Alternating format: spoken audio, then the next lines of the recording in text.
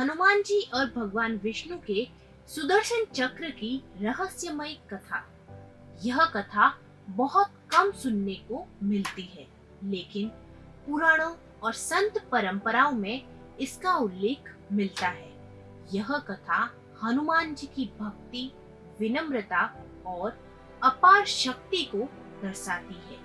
एक बार द्वारका में भगवान श्री कृष्ण की सभा लगी हुई थी। सभा में गरुड़ देव, सुदर्शन चक्र और सत्यभामा जी को अपनी अपनी शक्तियों और विशेषताओं पर बड़ा गर्व हो गया।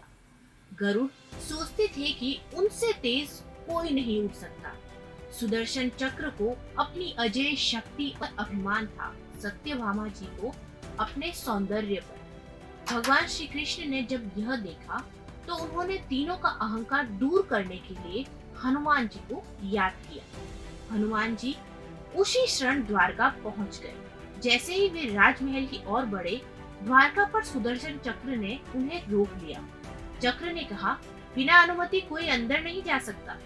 हनुमान जी ने विनम्रता से कहा, मैं अपने प्रभु से मिलने आया हूँ, मुझे जाने दीजिए। लेकिन सुदर्शन चक्र नहीं माना। तब हनुमान जी ने उसे उठाकर अपने मुख से रख दिया और सीधे सभा में पहुंच गए। सभा में पहुंचते ही श्री कृष्ण ने राम रूप धारण कर लिया और रुक्मणी जी माता सीता के रूप में विराजमान हो गई। हनुमान जी भाव विभोर होकर प्रभु के चरणों में गिर पड़े। तभी श्री कृष्ण ने मुस्कुरा कर पूछा, हनुमान, द्वार पर कोई बाधा तो नहीं आई?